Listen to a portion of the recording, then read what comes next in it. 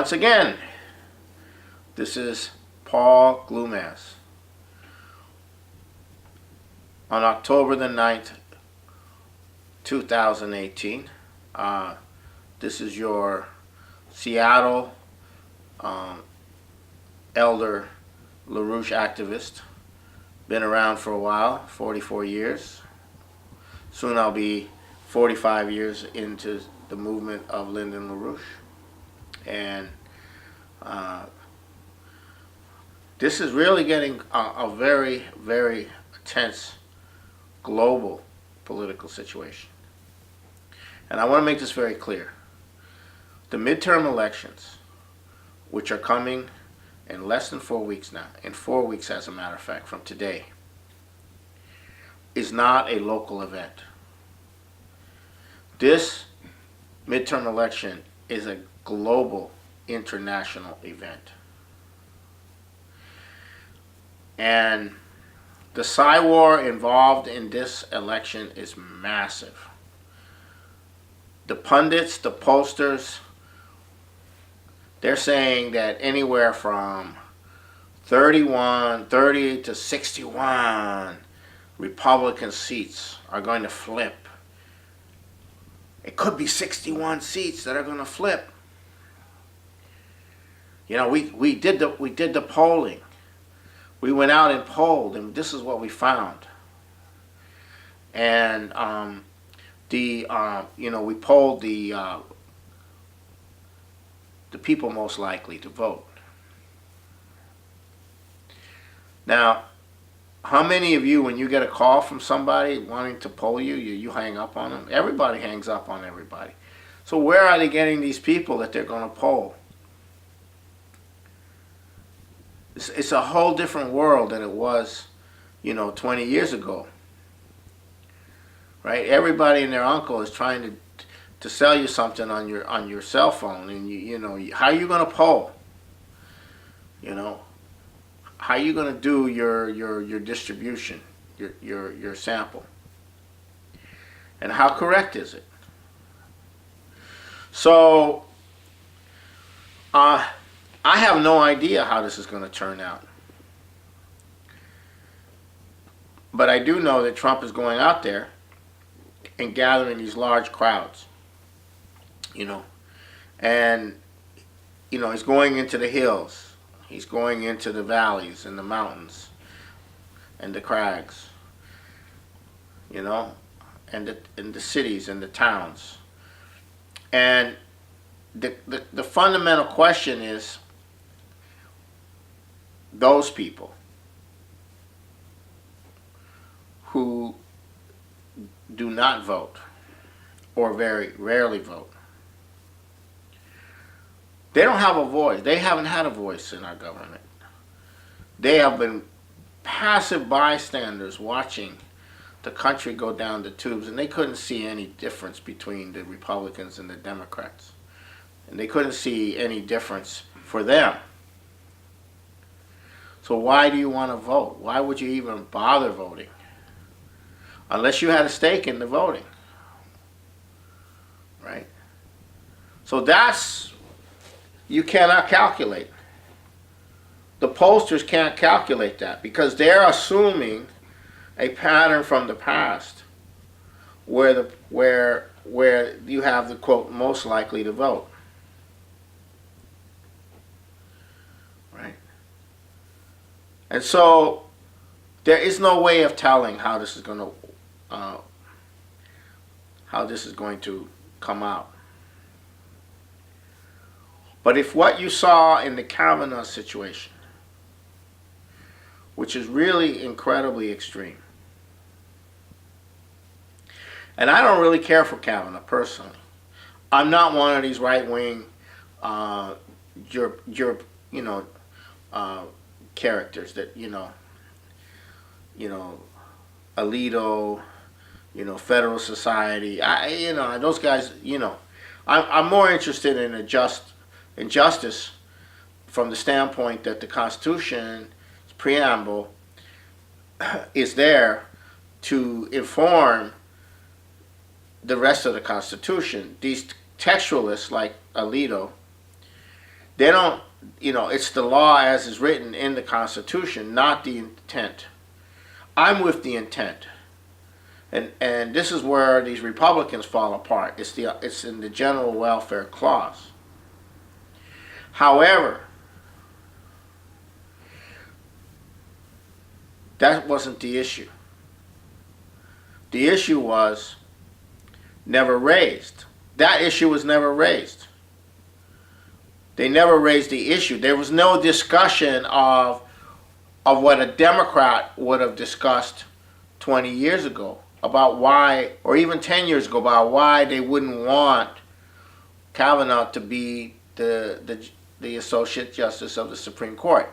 They never discussed that. It was about abortion, and it was about sex. And they went off the deep end on the sex one.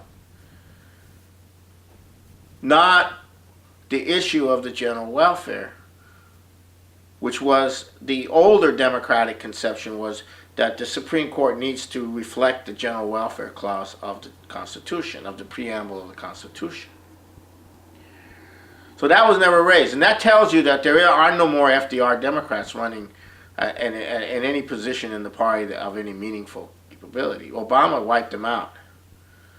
Obama was a neocon. He worked more with the Republicans than he did with the Democrats. He crushed them.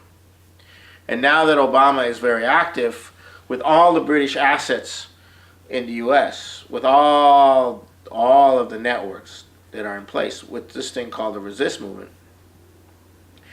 there, what you saw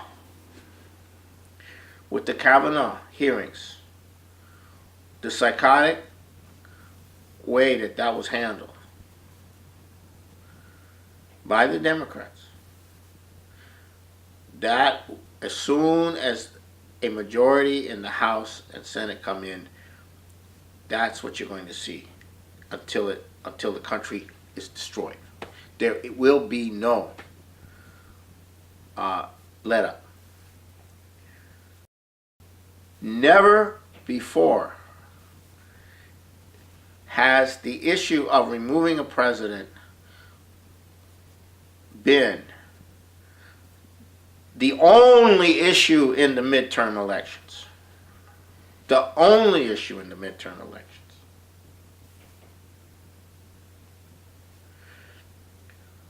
What about the single payer? That's not an issue. What about Glass-Steagall? That's not an issue. What about infrastructure projects? That's not an issue. Trump went to the Democrats and said, I'll work with you. Give me a plan. Give me something different than Paul Ryan's plan. Right? Let's replace Obamacare with something better. The Democrats said, no, we're not interested. I'll back up a gasoline tax to pay for an infrastructure fund. I'll take the heat for it, he said to the Democrats. No, we're not interested. We only want one thing, for you to end the nightmare that you represent. What nightmare?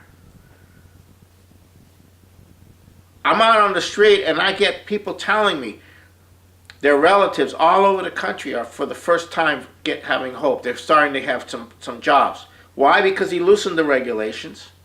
He's brought some industry back. It's not enough. It's not going to last if you don't change the financial system, if you don't replace it. But a lot of people are starting to have a sense that there's some hope. So why is it a nightmare?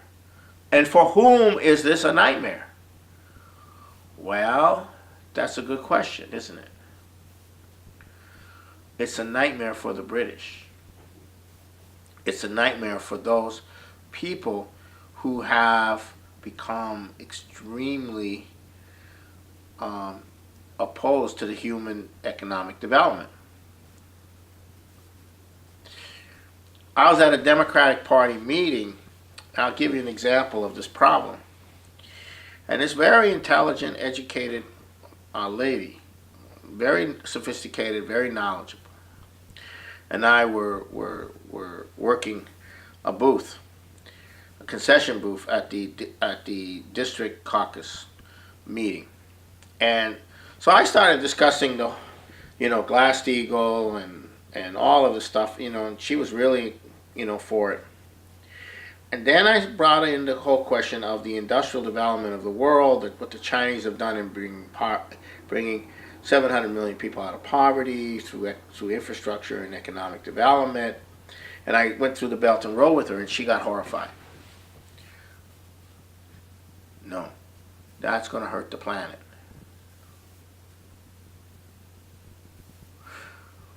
So we have a situation where any serious economic development that you might want to do to bring humanity out of poverty and increase the actual positive optimism of the population, no, you're going to hurt the planet.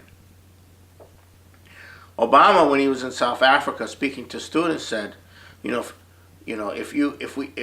you guys raise your living standards to American standards, you'll boil the planet. So don't even think about having a car or air conditioning or anything like that. He's telling this to a billion Africans. So that's a different kind of Democrat. That's not the old Democrat. That's not the FDR Democrat. That's not the blue-collar Democrat. The blue-collar Democrats' identity is in, and the blue-collar in general, whether they're Republican or not, but the traditional blue-collar person's identity is in the productive process. If they don't have useful employment, then it's like you're dying, you're having a slow death. What are you going to do? Learn how to go to Bear Stearns, or learn how to go to Lehman Brothers and rip people off through derivative gambling? Is that the identity of a worker? No, identity of a worker is that we produce something. We have meaning. We have a meaning in our life in what we produce, and we need to produce. And Donald Trump is actually tapping into that. But what's the real issue internationally? What is it that they're afraid of? Well, Donald Trump will bring the United States into the Belt and Road. Donald Trump will create millions of jobs, expanding U.S. exports of manufactured goods to participate in global economic development. That's what they're afraid of. And to do that, you got to get your industrial base getting started to be set up. You have to increase your energy. You have to do a lot of things. The British have responded the other day. The IPCC, the International Panel on Climate Change, is now coming out with the most extreme and dire forecasts that requires that 99% of carbon emissions be reduced by 2050 and no nuclear power. And they're going for it. Now, if the Democrats win the election, that's going to be U.S. policy, shutting everything down. In Europe, it's going to cause havoc because the green ideology controls a portion of the parliament, and because you're in a parliamentary system, you have to negotiate. Like in British Columbia, you have the Greens in a partnership with the New Democratic Party, the NDP, and the Greens. You have to negotiate with the Greens. If you have to negotiate with the Greens, then you can't get anything done because they don't want anything to get done. They're against having everything done. And now there's this huge assault on eating beef. My God, you're a criminal if you eat beef. Because you need to eat non-meat because it has a less of a carbon footprint. There's less cow farts. There's less, carbon activity involved. But when they look at the atmosphere, if you increase carbon dioxide, you increase plant life. Carbon is not a toxic item. It's part. It's like oxygen. It's part. It's a very vital uh, um, compound. And the more carbon dioxide you have in the atmosphere, the more plant life there is. And unless you think plant life is bad, you know, but this thing is psychotic. And if the Democrats take hold and they go all out for Donald Trump, for removing Donald Trump, it isn't like removing Nixon. Okay, I'm telling you right now, or removing Bill Clinton. There is a loyal, committed group of people out there. You try to remove Donald Trump, and you're trying to crush their hopes. You're crushing their future, their sense of the future. And when you go after Donald Trump in that way, you're jeopardizing people's fledgling hopes of the future. And you will see you have the potential of a civil war as a result. This thing is headed towards a civil war if Donald Trump, if the Democrats take over and the removal of Donald Trump becomes the number one issue. It is the number one issue now. If it becomes the number one issue for the next 2 years. Meanwhile, the president, the power inside the government is being channeled through Mike Pence. He represents more of the establishment than Donald Trump. He attacked China the other day, right? He attacked the Belt and Road. He represents policy, the policy of the U.S. government, far more than Donald Trump does at this time. Because the institutions of the government and all the apparatus that's in it is the legacy of Bush and Obama. In the early period of the Obama administration, the military was opposing Obama's activities. But then by the time Obama left office, the military that had been promoted by Obama is right now conducting all kinds of operations to undermine Donald Trump.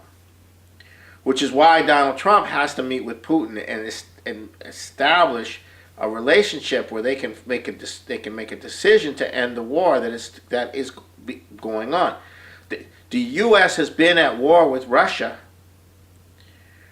and China through proxy means, and right now the big thing they're going to be doing is accusing China of all kinds of things in Xinjiang province where the Uyghurs are, the Muslim Chinese. And that thing is being geared up like another Chechen revolt in Russia. It's being directed against the Chinese. And the Chinese know where it's coming from. And all of that is going to lead to World War III. Only if Trump remains in office do you have a chance of avoiding World War III at this point. But only if Trump remains in office and has power to check the neocons.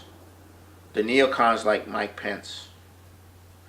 Will there be a possibility of avoiding nuclear war?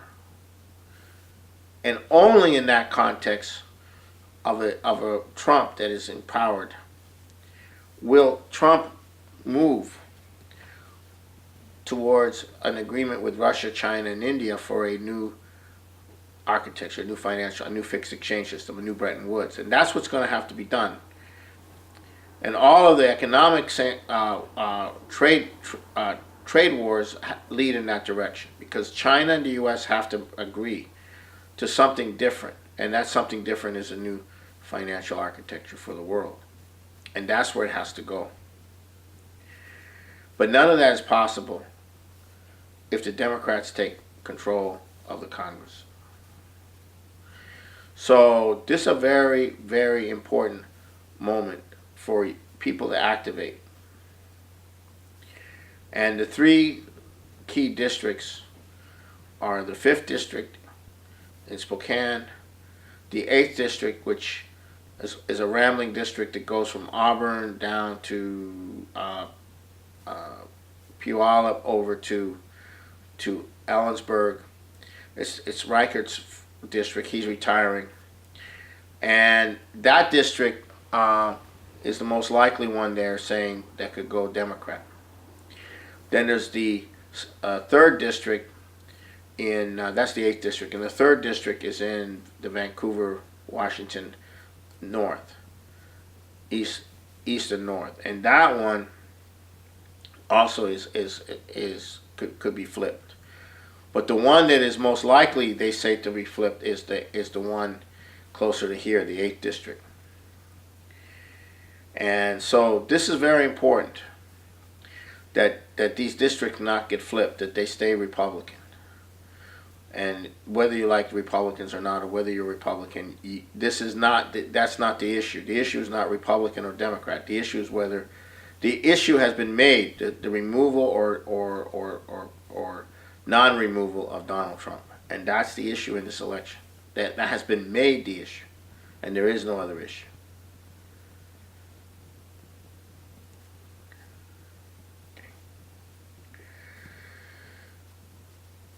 So I'm now going to end with some anecdotal experiences, just to give you a sense of how crazy the situation is. Today we had a team in California.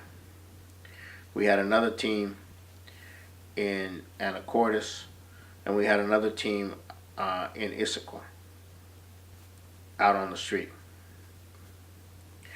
Now, the whole Kavanaugh thing is being flipped into this, Trump is a rapist, Trump is a sexual abuser, all men are sexual abusers. It's this whole play for this layer of our society. And what I'm going to relate to you is something I've never experienced before in my life. But also what other people today, this all happened today, had not experienced in their life.